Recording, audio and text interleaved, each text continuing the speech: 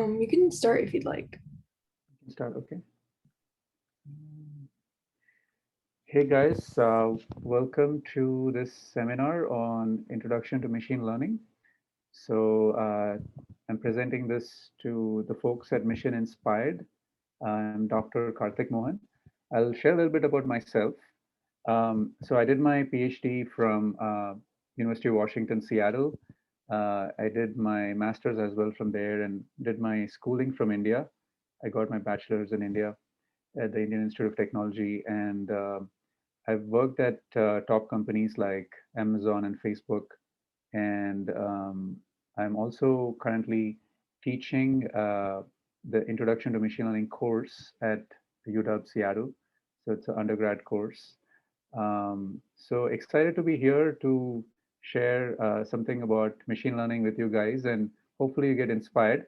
And those of us who are joining in today, I would love if you know, pause me to ask questions so that we can get the most out of the session, right? I have content prepared, but it'll be great if we can make it interactive. So feel free to either put something in the chat thread at any point, or you can also unmute and ask a question, and that'll get us, make it interactive. Yeah. Um, so yeah, I think I'm pretty excited about. Otherwise, I'm pretty excited about teaching machine learning and communicating things to folks and getting people inspired. So that's one of the reasons I was excited about today's talk as well. And yeah, let's get started. I would love to know more about yourself. I mean, just a quick show of hands. How many of us from high school? You can just raise your hands here who are in high school right now. I can see you guys already raised your hand, right? Cool. Yeah, that's great. So it's great. This is a great time to um, get into the field of machine learning, because it is one of the high priority things that you can work on to make a change in the world, right?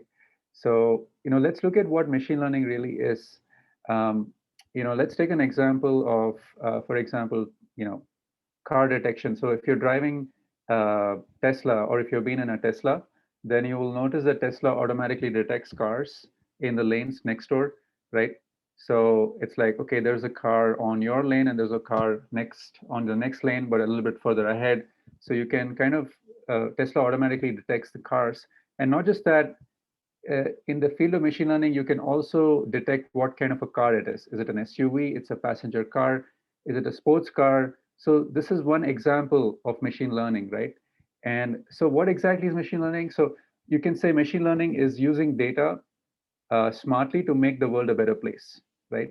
So in the example of Tesla, you can see that the data is being collected every single minute, right? Every single second, actually.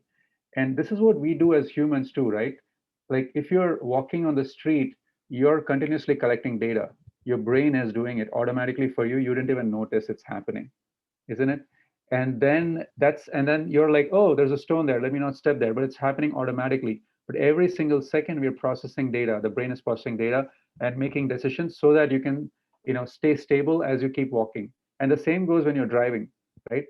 If you want a machine to do the same, that's what we would call machine learning. Help the machine learn how to do what we normally do, or even do tasks that we don't normally are able to do easily, right? And we want to use data smartly to be able to do this, right? So what does smartly mean here? We'll take another example. So let's say, how many of us use an email server? How many of us use, like, let's say Gmail? Yeah, almost all of us use Gmail. Yes. So do you notice Gmail automatically flags spam and then puts it in the spam folder? You don't have to do much, and it's pretty accurate, right? But there was a point when Gmail had to learn how to do this.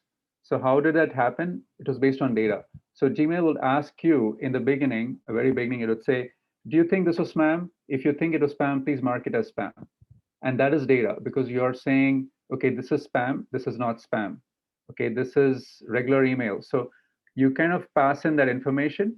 And what machine learning would do at that point is it would build a classifier, what we call a classifier. It's an algorithm that takes in this data and then learns, oh, if you see this kind of an email with these kind of words, it's spam. If not, it's not spam, right? And then it will sort it into your inbox folder and into your spam folder.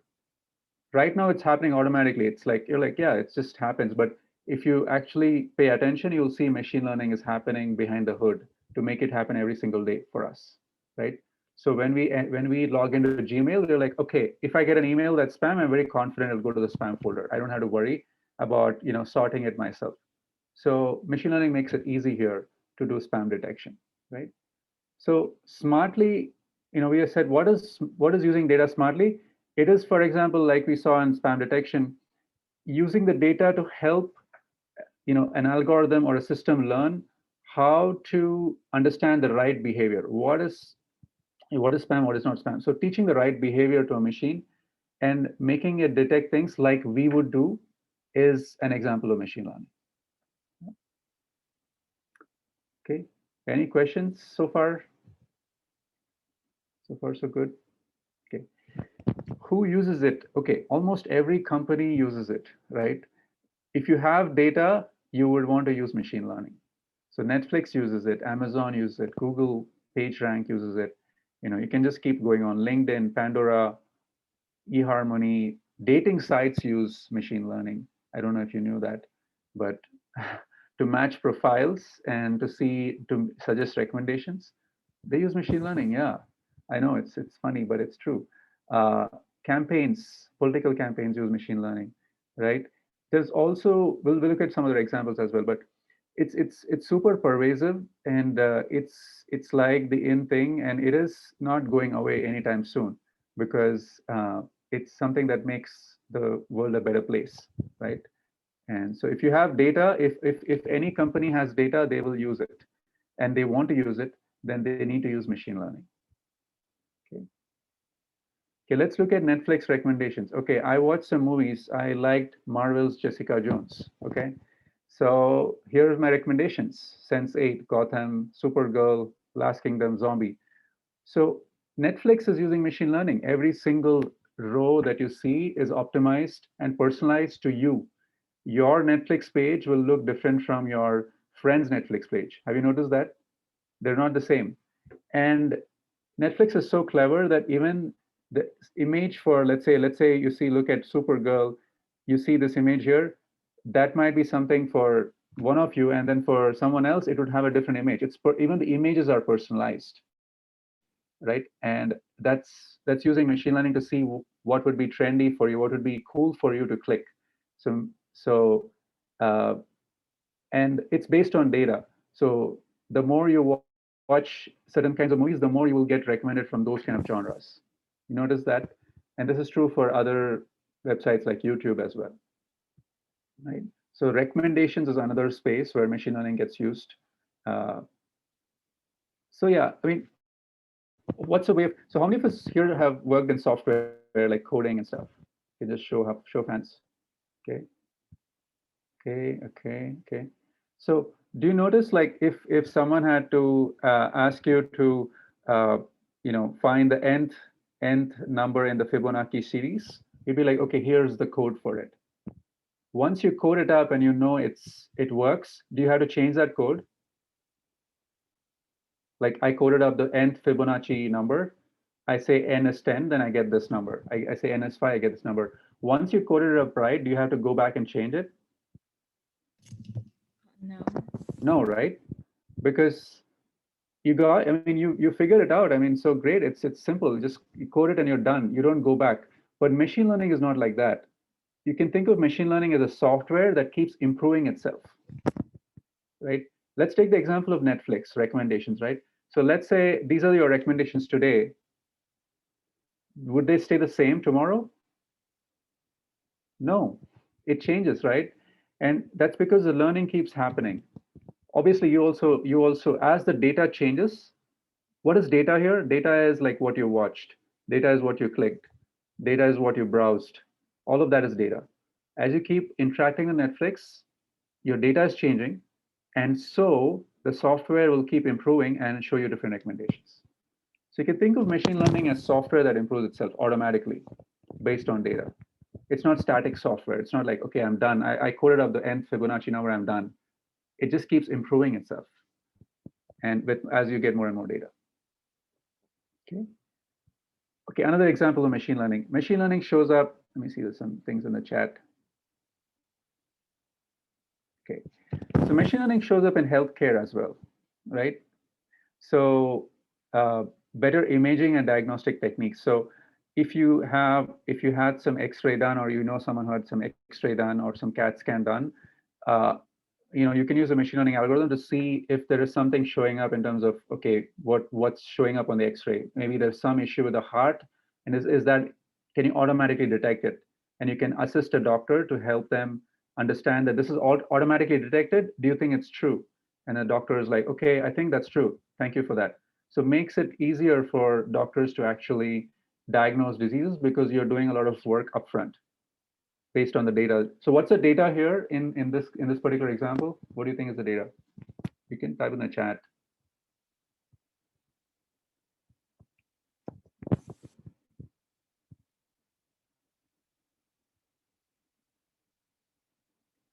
What data are we collecting in this particular example? Medical information. Pictures, yes. Images. Images is the data, right? So data could be different, right? So data in terms of the recommendation, when we looked at the Netflix example, was, did you watch this or did you not watch this? Not necessarily the movie video itself, but just the information if you watched it. But in this particular case, the data is the image. So you actually care about the image because you need to use the image. So the data can change based on application. Yeah. Detecting a disease in early stage. Drug discovery and research. So even let's say the COVID, right, and finding a vaccine for it, it's a long process, and machine learning does get used in some of the clinical trials to make it faster for drug discovery. So you can kind of reduce the time it takes to get to a good drug that actually passes clinical trials, right? And also there's been like more recent companies and research on how you can automate medical records. Like let's say to you went to urgent care, you had something that came up, and then the doctor took some notes, and the notes are like, can you read those notes? Probably not, right? It's written in a way that you can't read it, only the doctor understands. But I want to take that and then kind of have a nice formatted document out of that, but kind of summarizes what the doctor just said, right? But what actually happens is that someone does that. Someone actually goes and types it up. So you can have a machine learning algorithm kind of automate that process. So make it easy to actually document the report, right? So makes the process faster. So that's another example. There's many such examples of machine learning. Okay. So machine learning helps companies make better decisions, right? Based on data. So this is another way of looking at it, right? Every company has data, right? Everything has data. Even your schools can have some data, right? But the question is whether you want to use the data to make better decisions. Is there a scope for it? For many companies, it's true, right? And so we'll also talk about some things that you guys may want to build, maybe through a hackathon or something. We can talk about that as well. Okay. Types of machine learning models. So how many of us are familiar with machine learning models in some sense? You've actually read about it in an article, or you've heard about terms like supervised learning or regression, or how many? Can I see a show of hands? Okay, cool. So yeah, so that's great. So then you're not super unfamiliar with these things, right? So broadly, you can talk about machine learning as supervised learning, unsupervised learning, and there's also fringe topics in machine learning like reinforcement learning. These are like the smart parts of machine learning that get applied to data to get insights. Without this, you will not be able to work with the data. Of course, you have the data. Let's say you have images of patients' X-rays, right? And okay, so I have those images. That's my data. Now do something with it. That's where these things come in. If you didn't have any of these, you would not be able to do that. What do you do? So a lot of companies have data sitting and they don't know what to do with it. So you need to have some kind of machine learning algorithm or a model. So that's what we call a model. A model is a way to apply a machine learning technique to a problem that makes sense, right? So we'll look at some of these models. And feel free to stop me if you have any questions, right? Or you can put it in the chat thread as well. So we'll look at some models like regression, classification, look at clustering, we'll look at data visualization, right? And we'll see some examples. Okay. So regression, classification, clustering, and data visualization. So let's look at an example of these. Housing prices. Okay. So this is, this is something that a lot of real estate companies depend on making predictions. For example, Zillow, Redfin. Um, so all these realtor.com, if you go to these places, they'll be like, here's a estimate for this home. How many of us have heard of that term? Here's his estimate, right? Here's a Redfin estimate. So those estimates are based on some kind of a regression model. The engine behind it is regression. So let's look at an example. So let's say you look at your homes near your neighborhood, right? Maybe there's like 50 homes in your neighborhood and they have different square footage, right? Not all homes are the same. They have different square footage and they were sold at different prices, right?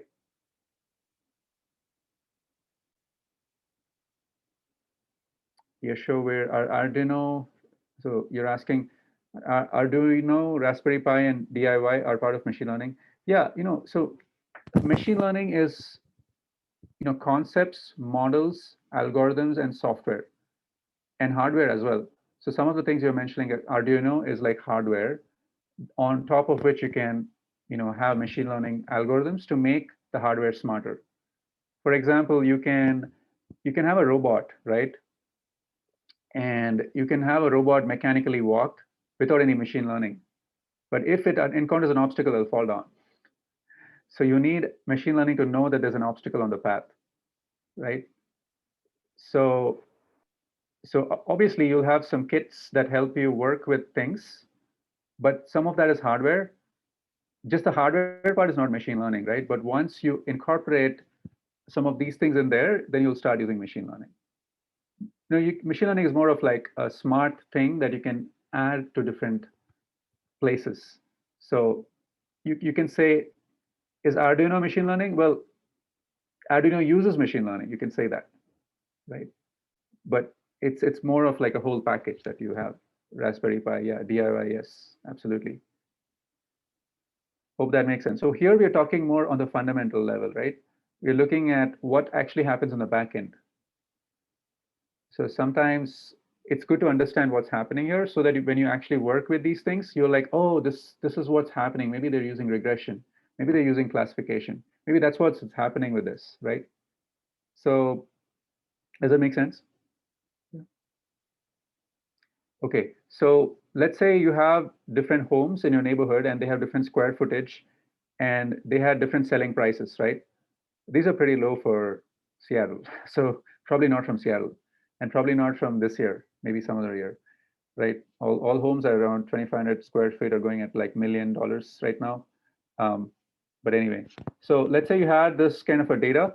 So we call the first, the first row or the first column the X and the second column the Y. X is what you have as data and Y is what you want to predict. But all of these are data points. It's like a combination of input and output. Your input is like, this is my square footage. Can you tell me what the selling price would be?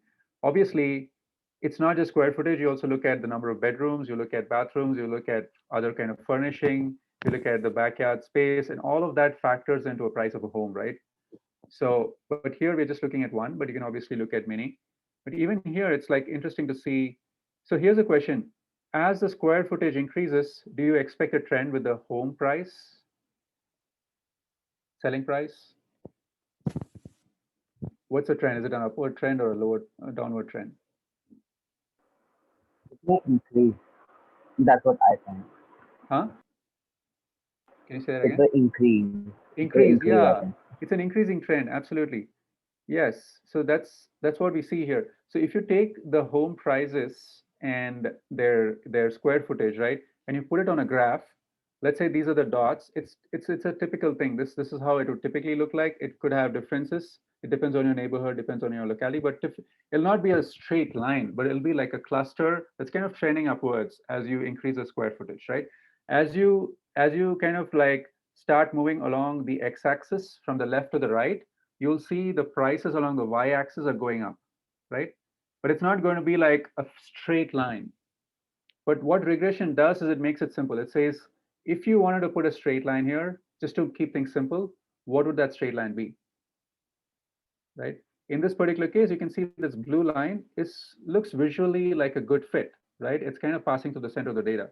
So if you want to have just one straight line that's kind of like very close to almost all the points, that is what a regression model does. It fits these straight lines. So that if you pick anything, like let's say I've seen 2500 square footage home, but I've not seen 2800. Can I still predict for 2800? Yeah, because you can just go to 2800. You can look up what the y value is from the straight line, and you get a pricing estimate. So even if you haven't seen a home like the one that you want to predict for, you can still use a regression model to make predictions. That's the cool thing about it, right? And that's called extrapolation. You kind of extrapolate and interpolate between to kind of make predictions for data. Does that mean that prediction is true? Is that the price at which the home will be sold? Like, let's say, like 2,800 square feet, I think it's $1.2 million. So will it be sold at $1.2 million?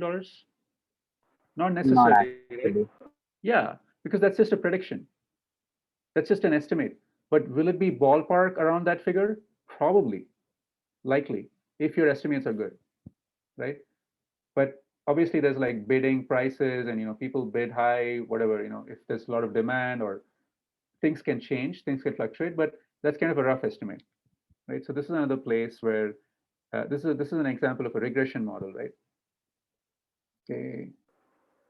I'm sorry to I just like to say one thing, that if we talk about Zillow or Betfin thing, they like kind of use of a algorithm that like have a fixed percentage on which they sell the price. I guess so. Fixed percentage. Like they have to like cut down that percentage and sell it as a at a like a very affordable way to the customer, I guess. Yeah. So there is something called Zestimate. You should look it up. There's something called a Zestimate. It's like an estimate of what the price should be. So obviously you will go through some model like this and then make corrections based on the market, right? So it is not, we're giving a very simple example here. So you will have to, the final estimate may have some corrections as well, like you're saying, but the principle is that you will have some kind of a regression model there. Yes, makes sense. Okay, let's look at another example. So in the example of Tesla, right? You're not just picking out if there are cars, but you're also saying what kind of cars they are. That's an example of classification. You're like, okay, I know there's a car here, but what is it? It's a sports car, it's a passenger car, is it a Polus? I mean, it's an SUV, right? And I want to be able to detect that, and that's an example of classification. You're classifying things into distinct objects, whereas in the housing price example, you're predicting a number, and that number is continuous, right? It could be anything. You can go anywhere between zero and infinite priced homes, right? But here you have a fixed set of categories. And when you have a fixed set of categories, that's called classification, right? So here, if you were to say, okay, this is a passenger car, you're classifying it as a passenger car. Yes. So here it's called multi-class classification. So there's binary classification and multi-class classification. So is the spam detection, is it a binary classification or a multi-class classification? Binary. Binary, because there's only two options there. It's either spam or it's not spam. But here you have different categories, so it's called multi-class, right? And the data, so for example, what kind of data would Tesla or some kind of a self-driving car use to actually make these detections in real time.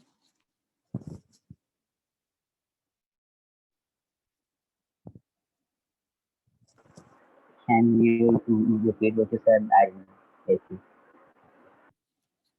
Yeah. So what kind of data would a self-driving car use in real time to know what cars are around? How is it detecting? So what data is it using to make those detections, make those predictions? It's like some kind of a driverless car that have.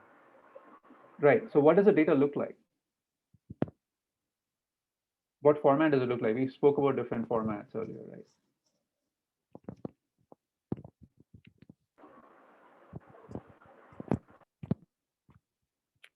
So if you notice, there's cameras on all sides of the car. The camera is capturing videos, right? So videos are the data.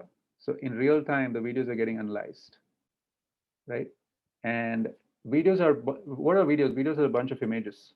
So a sequence of, instead of just analyzing one image, like in the medical detection problem, X-ray detection problem, you have one image. Here you have a bunch of images that you kind of like use to see if there is a car and where is it located. It's a pretty complex problem, but images are basically the data.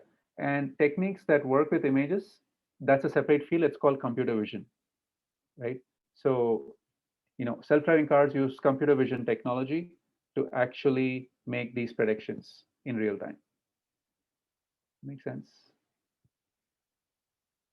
Okay, so let's look at some other examples of computer vision. So one of the basic techniques in computer vision is what is called clustering, and it's image segmentation. Sorry, and a machine learning model that applies to that is called clustering. So here, let's say you have a raw image of a cat. I know there's a cat, but I see something else. But the model doesn't see the image like we do, right? We see images and we notice so many things, but the model's like, let's simplify it. So for it to be able to do it, it wants to do image segmentation, which means segment the image into different images that have a meaning. So here, for instance, you see there's a cat. A cat has a outline, right? And then you have trees, and then you have sky, and then you have grass. So this would be an ideal image segmentation. If I can do this, then I can pick out each of these and say, what is it?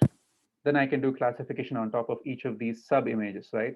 Be like, what do you think this is? Is it a grass? Okay, it's a grass. Okay, great. And that's how computer vision works is you first do segmentation of an image. You're like, I don't know what objects are there in this image. I have no idea, but looks like there are four. But I still don't know what they are. I know there are four. Now, can you tell me individually what each of these four are? And that's where you use image segmentation to do classification, and you have a better idea of what objects are present in an image. Right? And this is what happens. If you're in a self-driving car, it's constantly analyzing your surroundings and like, I have no idea what's going on, but there are like 10 things I need to have information on. Can we go through these 10 things? Okay, this is a person, that's a traffic light, this is a car, that's like a tree, this is whatever. And right, so and then you make these, and then you kind of like use those to then see, okay, I want to drive, or I want to stop, I want to brake, I want to switch lanes, whatever, right? So the decisions get made based on but the starting point is image segmentation. So here's an interesting example of the cows grazing in the field, right? Image segmentation would say, here's a cow, but this is not just one cow, there's two cows, right? And that's called instance segmentation. I just know that there's something here of one kind, maybe that's a cow, but I don't know how many they are. So then you have to kind of break it down into multiple cows, right? So that's how you can slowly start seeing that things become more and more complex as you start diving into analyzing data, right? Um, here's another example. So let's look at the original image on the right, far right. You see let's take the top one. That's a kid looking through, I don't know what that is, but uh, and then there is like a cartoon character just next to the kid.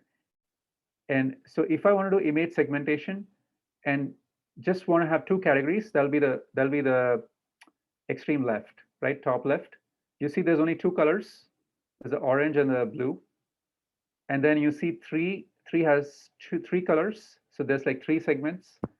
And then 10 has like 10 colors. And that's kind of getting closer and closer to the original image. But if I want to just know, okay, just tell me the top two segments in this image, then I would go to the extreme left, and I'd be like, okay, let me pick out this and let me pick out the background, right? So, and then you would use this to kind of like figure out what are the objects present in the image. So it just depends on how many objects you want to detect, right? Um, so let's look at a concrete example. How many of us have worked with notebooks before? Jupyter notebooks, Python notebooks? Yeah. Okay. Let's look at an example of a notebook. Um,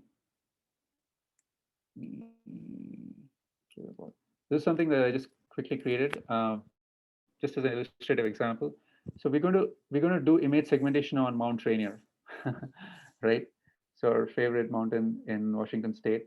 So this is just importing some libraries. Have you worked with these guys before?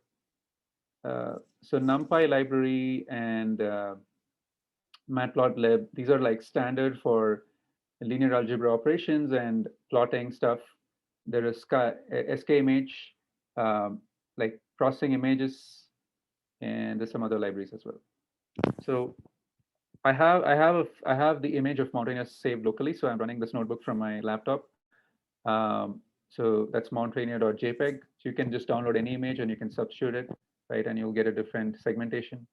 And then I first want to see how the image looks like. Okay, that's my image, right? I just plotted the image. So you see this image is actually, so here's a question. What kind of a data structure is this image? How is the data stored for this one?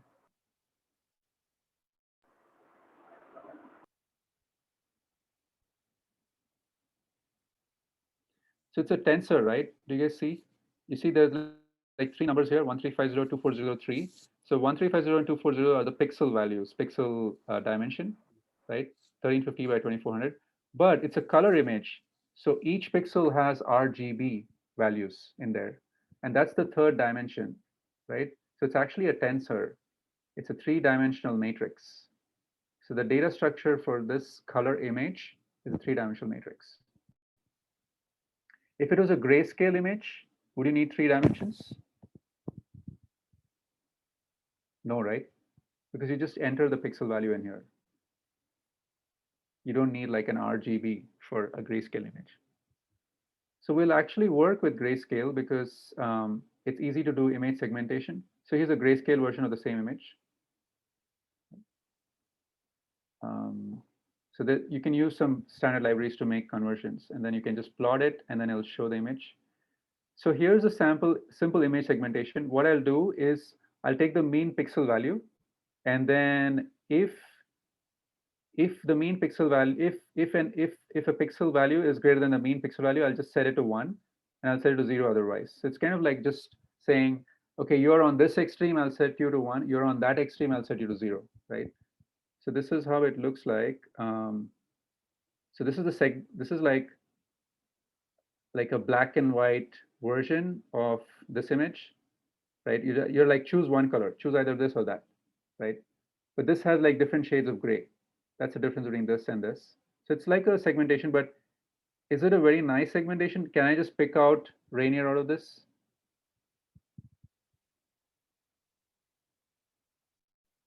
It's not very clear, right? Because I have a lot of background. There's like grass and there's like all sorts. There's like all. What is this at the top? I don't know what that is. But It looks like a scanned image. yeah. But this is basically basic image processing without any machine learning, right? So we're going to apply machine learning and see if this actually improves. Because if I don't get good segmentation, I don't know what objects are there. I cannot do good detection, and I cannot, make it work in the real world. So you can see if you don't use machine learning, just a simple rule, you'll get something like this. So now we'll use a clustering method. It basically uses machine learning to actually uh, cluster the image into different segments. So we'll actually use a colored image for this. So here's a colored image, and you need to do some matrix operations. How many of us have worked with matrix algebra before? Linear algebra, matrix algebra. Yeah. So you'll see these things actually show up when you actually start working with data. All the math starts showing up. So we're going to reshape a tensor, which is a three-dimensional matrix, into a two-dimensional matrix.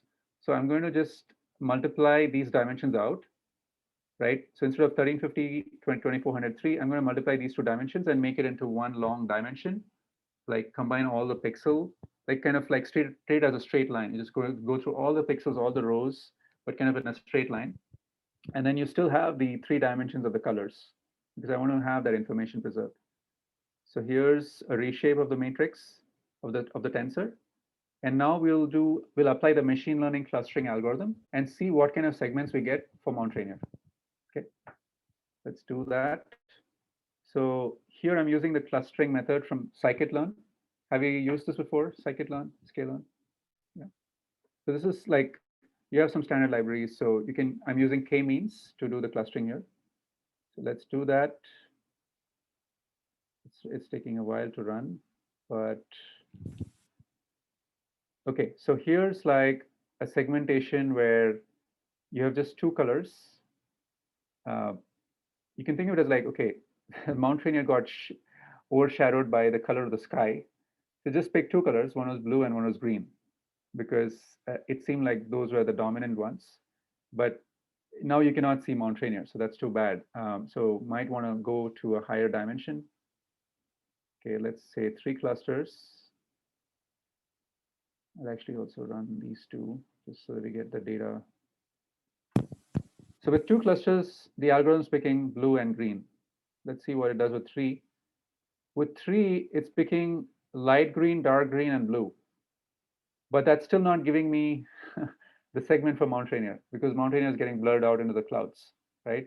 So you can see how it's not so easy to actually get the segments. Um, so maybe I need to increase the number of clusters because there's more things happening.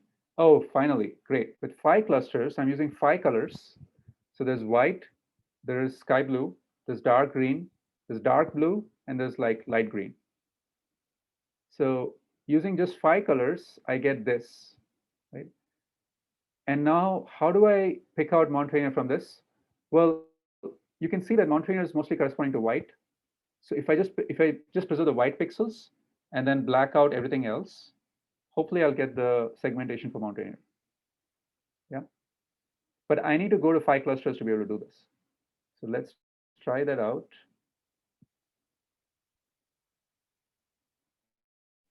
So I'm using this segmented image and then seeing if I can pick out. There you go. So everything else is blacked out except for the white pixels of Rainier. And so you can see the white pixels stand out. And so that's a segment for Mount Rainier. You don't see all the weirdness that you had before in this one. Okay. So these are some, this is like, but this is just a starting point, right? Let me go back to, yeah. So this is like, you have to process the data. Like for example, image data, you would have to do image segmentation of this, but you're not done yet. This is just a starting point. Now that you have a segment, now you can say, is that a mountain? And then it say, yeah, that's a mountain. But you have to do all of this to get to that point where you can actually classify it. And just going back to that self-driving car example, that's what would happen. You would have to do these segmentations, get those segments, and then be like, what do you think this is? Is this relevant for me as far as driving is concerned? It is. It's a car. Okay. Where is it? Is it in front of me? Okay. Where exactly is it? So you see, it's like a lot of complexity in detecting the exact location. Is it in the lane? Is it changing lanes? All of that. So there's a lot going on with driving, right? And you have to do that every single second. It has to be happening every single second. You cannot delay this. It has to be really quick. So that's where scalability of machine learning models also comes in a picture. Yeah. So the segmentation is like a prerequisite for us to be able to do self-driving, to build self-driving technology. Uh, Look at another example of machine learning model. This is called, this is like image clustering. So here's an example of 1,000 images from what is called the Caltech 101 data set, which has like hundreds of thousands of images, but it's like a sample of that. And if you see, it's actually clustered by similarity. And it's crazy. Like if you look at the top left, you see all bikes. And if you look at the bottom, but you'll see some faces, then you see some flowers, then you see planes on the top right, and you see animals. You see some dinosaurs on the at the right edge. So this is not how it was. Like these are like 1,000 random images. They were not sorted in this order. But what this algorithm called t-SNE, it's t-stochastic neighborhood embeddings. It's a way of embedding different objects in 2 dimensions. And it's particularly useful for images because you can actually visualize. So it was not sorted in this order, but what it did is it just embedded things based on similarity. And when you actually plot it, it looks like this. This is a great way of visualizing things in 2 dimensions. And it's not necessarily predicting what these things are. It's not telling you this is a bike. It's not telling you this is a football or this is like these are faces. But it's like, hey, what do you think? These things are similar, right? So you can think of it as like image segmentation, but now you have multiple images. And that's what you call clustering. You're clustering these images. So this is a very cool visualization tool that you can use to, especially for image data and things you can visualize. When you want to know if things are similar or clustered, you can use this for that. And you can even apply this to words. So here's an example of that. I'm actually borrowing this from Andrej Karpathy's webpage at Stanford. So let's run this. So this is starting out with a set of words, and it's going to, um, okay, what's happening? Yeah, hopefully this is going to run. Okay, it's actually clustering. So you can see the algorithm's running. It's running through the different iterations, but it's going to embed. There's a bunch of words. You can't see what those words are, but it's actually going to put them in places of similarity. So you'll see once it's done, these words kind of like if you look around the neighborhood of those words, they'll all be similar to each other. So it's taking like how many words is it? Yeah, there's a bunch of words. I don't know. And these words are represented by 50 dimensions. Where do these 50 dimensions come from? Well, that's a separate topic. But assume you have some way of representing a word, then you would use that representation to kind of run through this algorithm, this clustering method. And you see it's still iterating, it's still taking time. Uh, but once we're done, it will, you can zoom out, zoom in, sorry. You'll see it'll kind of, wow, it's taking so much time. It's crazy. I thought we'd be done a little bit sooner. Um, okay. Yeah, I'm not sure. It's taking so much time. All right. I can see, start seeing something like this. Korea, Japanese, Hong Kong. There's management, budget. There's percentage, there's numbers here on the bottom right. There's problems and situation, top right. Um, maybe you guys see something else as well. Things are starting to. There's star, music. You also see some verbs. Verbs also show up, and there'll be like a bunch of verbs in some place. But it's pretty cool. Like you can be like, I don't know what this is, but they're all very similar. What do you think it is? And then that's useful to understand. So if you have data that's based on words, this is a good thing to do to understand what these words look like. Or if you have some keywords for different documents and you want to like understand if keywords are similar, you would want to do this. Because then if you're like, hey, I have a keyword for this one, can you suggest me some other keywords? You're like, okay, let's look in the neighborhood of that keyword. Okay, I see these other keywords and maybe I can add those in. And these can be useful for hashtags as well. Just replace, like if you're tweeting or you're doing, whatever other places where you use hashtags, you can be like, I have this hashtag. Are there other hashtags I can use? And you can see Twitter will actually suggest some hashtags or some other, social media websites, and they would be using something like this. They'd be like, okay, what's in my neighborhood of this hashtag? Maybe I can add this and this and that. And so that's an application. Okay, this will keep running. So we'll stop, but hopefully you get the picture.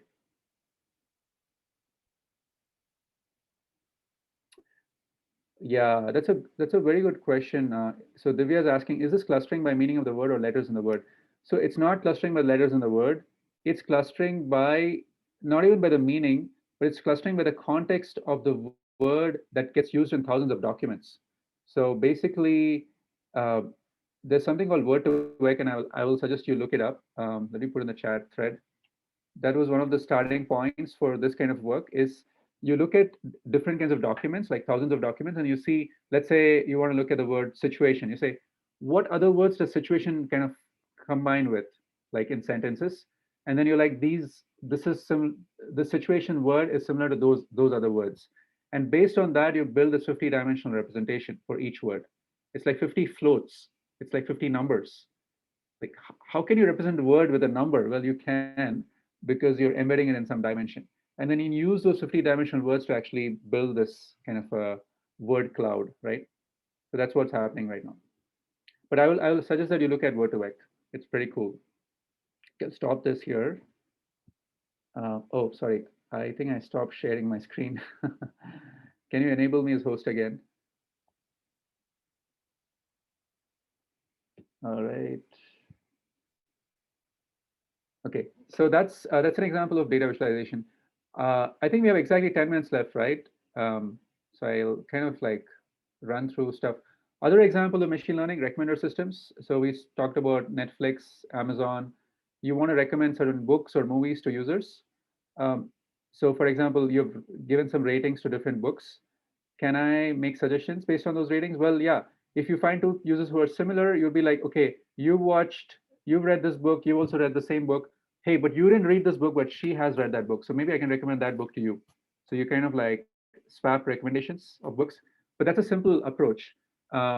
There's more complex approaches that get used, such as matrix factorization, that are used to make those same kind of recommendations, right? And one very recent example of that was the Netflix $1 million prize. So Netflix announced a $1 million prize. It was like a hackathon, a leaderboard where like there are movies and users and ratings, right? So users have rated certain movies, but not all movies. You only have a subset of movies, like 100,000 movies, but there's like a million movies that actually exist, or a million ratings that actually exist. And then they ask you to make your prediction on movies that the users have not seen, but they have those ratings. They don't show you the ratings. They have those ratings, and they kind of compare the rating that you give to the one that actually happened. And then based on that, they have a score. And based on that score, they actually had a leaderboard. And so this competition was like, who would get the best score on those movies that you don't get to see what the rating is, but they know what the rating is, right? That's called the test data. So on a test set, can you get the best score possible? And people use things like matrix factorization that we have here. You kind of factor this matrix. So that's why linear algebra plays a role. Advanced optimization techniques, linear algebra, all these things that you learn in high school have a big role to play in machine learning. So don't ignore your math, is what I would say. Right. And then someone actually won the $1 million, and it was based on these kind of algorithms that they worked on, iterated, and yeah. So I'm not going to go too much into it because we're short on time. But what I want to say is the prerequisites to understanding this area of recommender system is linear algebra, calculus, matrix operations, and optimization algorithms, a lot of math. Obviously, you can be like, no, but I do coding. I don't need to know this. Yes, you don't. But if you had to win $1 million, you'd have to have insights on that because you'd have to go and dig into all of this. If you had to just implement a version of it, that's fine. You can just get away with, I'm just using scikit-learn. Do I need to understand matrix factorization? Probably not. But I want to improve on my system. Well, then you would have to have some understanding of these things. Makes sense? So, okay, going back to machine learning, you have some data, you have some machine learning method, clustering, regression, classification, you look at these things, and then you make intelligent decisions. You make the world smarter, right? So here's a pop quiz. I think we'll kind of close after this pop quiz. Here's some different examples. I would love for you guys to put in the chat thread or call out what different models apply to these different settings. So let's look at the first one. I took a pic of a flower on a hike. Let's say I went to Mount Si or a rattlesnake. Rattlesnake is very popular. So I went to rattlesnake and I took a picture of a hike, and I want to have an app tell me what that flower is. So what model would I apply here? It's one of these five models on the top: regression, classification, clustering. Yeah, classification. Yes, good one. Okay, second one. I believe that people who are fit have a low resting heart rate. How do I test this?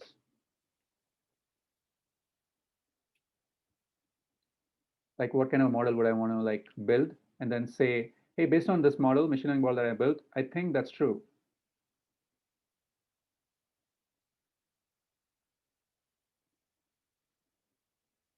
Regression, yes.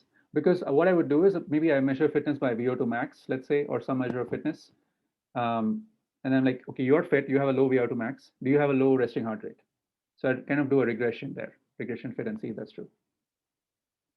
Oh, I gave you the answer here. I want to build an app that can tell me what my next hike could be, right? Recommender system. Yeah. Well, recommender system will really help because I want recommendations, clear recommendations. So the fourth one, I want to map out the different kinds of leaf shape patterns we see in Pacific Northwest. Like I want to understand what the patterns are look like. And I take a bunch of images of different leaf shapes. Clustering, yeah. Because I don't want to look at every single image. I want to be like, hey, here's like one kind of a leaf shape. Here's another kind. Here's like 10 different leaf shapes. So I do clustering there. I can also do visualization. I can do t-SNE that like we did for the images. You can do it just for leaves and you'll get like, oh, all these different, this is like a spiky leaf pattern. Here's like a broad leaf pattern. You'll see different leaf patterns here. I manage a social media website and I want to detect user activity that's not appropriate. What kind of a model would I use there?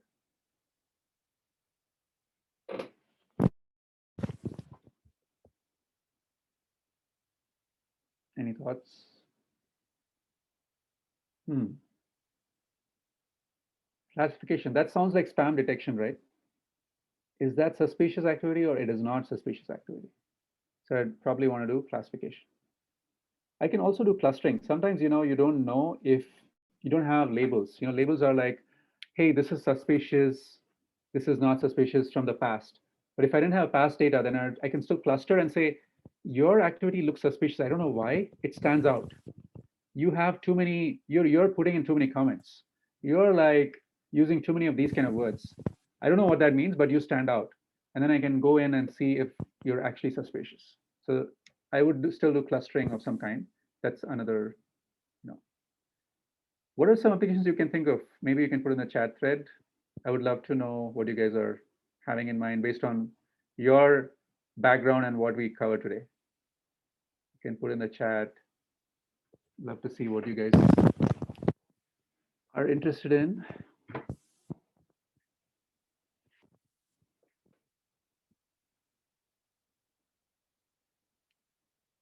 I'm sure you guys want to do something with machine learning, right?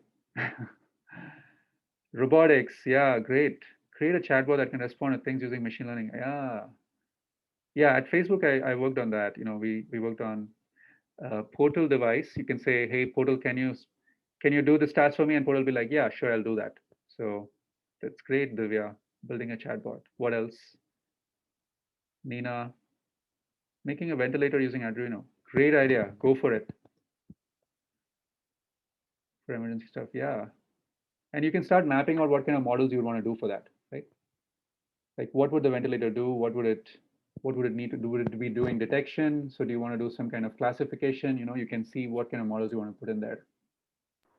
It's like we are making that ventilator for another hackathon as well. Great, great, great. So you have that, you have the model going there. I guess the idea is you'd have to detect, you don't want to make the ventilator smart, right? There's That's some kind of you have to make it the code and the circuit diagram. Then you have to just assemble the part, and we know how to code because in Arduino you just have to use C++ and C languages. So it's all kind right. of tough, but it's like we will get to learn something new that we haven't ever tried. So the question I would have for you, Yasho, for you to think there is how do I make it smart and what kind of modeling I would want to do to make it smart? Because there's obviously the hardware component. There's also the how do I use the data or signals that I'm getting from the patient to make the ventilator smart, right? Well, And it's that's like it's all in the hardware as well because there's like four people who working on this project, and two on the hardware and two on the software part, and we Correct. will be making like some kind of buttons as well that it will show the pulse, the heart Great. rate, and how much percentage of oxygen the patient has been taking. So if the pulse goes below a certain level, or if there is some pattern that happens, and you start sending a text message, or you say, here's a flag that something's going There's wrong, some kind of like a alarm bot over there that we have placed. that We are alarm like bot trying would to use make it. machine learning. Yes, you can make the alarm bot smarter by using machine learning. So that's what I want to say. Great. Okay, so I just wanted to say quickly that it looks like everyone's interested in machine learning here. So you can totally make a career in machine learning, and every company wants people who are smart and interested in machine learning, right? And so it's a great space to be in. And typically people say this is AI machine learning. This is what movies tell you, right? But actually, it looks more like this. Netflix would be like, okay, if you're a comedy fan, I'll show you this image of Goodwill Hunting. If you're a fan of romance, I'll show you this image. This is what real world machine learning looks like. It doesn't look like this. And but you can make it look like this. Going along what your show you're saying, right?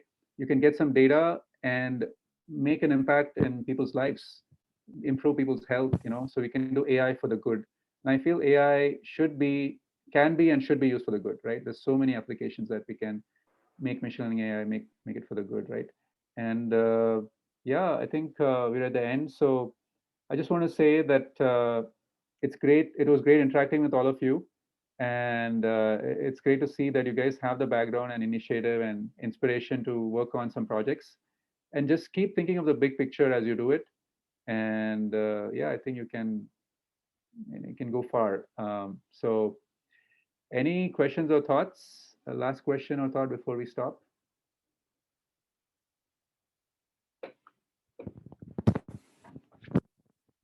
Is machine learning difficult to get a job in? So, Divya, that's a good question. The opportunities are very, very big, so there's tons of opportunities, but there's also skill sets. We spoke about some of those prerequisites like linear algebra, optimization. So it's good to work with software, but it's also good to pick those things up. So I would say pick up those skill sets. Maybe you do some courses, Coursera, or you take a machine learning course in your undergrad or whatever, right? And but at the same time, work on projects. So as you start working on projects and gaining real experience, then machine learning, getting an internship or things like that becomes easy. You have to work through projects. Then you have a master's degree to get in machine learning? Not necessarily, but you need to have good work experience and project experience. So you need to have good insights in machine learning, and they'll obviously get tested. So working with projects is a great idea to fill in the gaps. But at least you should have taken some kind of a course in machine learning, formal course. It helps you with your resume, right? So, but the most important thing is your own excitement for the field. If you're excited, if you think this is cool, if you think this can help, you can have an impact in the world, and you can, then that should be your motivating force, and then everything else will fall in place. Yeah, yeah, you can all do it. Yeah, yes, absolutely. You can put the hackathons in your resume. I would even say build a portfolio, build a website, and keep adding projects there. Showcase your stuff, put yourself on LinkedIn, and yeah, we'll go from there.